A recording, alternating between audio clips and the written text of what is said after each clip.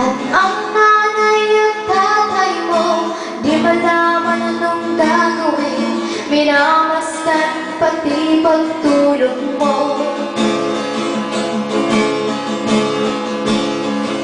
Sa gabi, napupuyat ang iyong nanay sa pagtimpla ng gatas mo.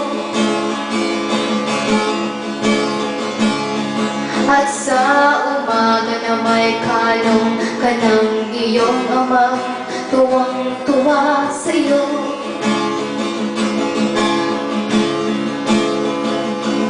Ngayon na'y malaki ka na, nais mo'y maging malaya, di man sila payag, walang magagawa.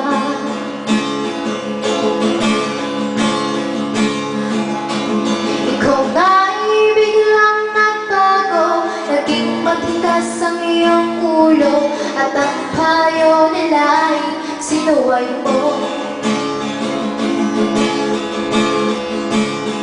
Di mo man lang inisip na ang kanilang ginagawa para sa'yo. Pagkat ang nais mo'y masunod ang layo mo, di mo sila pinapansin.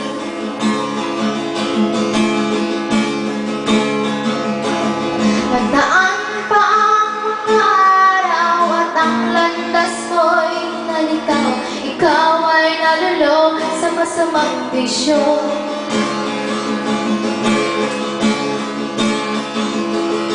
At una mong nilapitan ang iyong inang lumuluha, at ang tanong, anak, ba't ka nagkaganyan? At ang iyong mga mata biglang lumuha nang di mo napapansin. Pagsisisi at sa isip mo, nalaman mo ika'y nagkamali.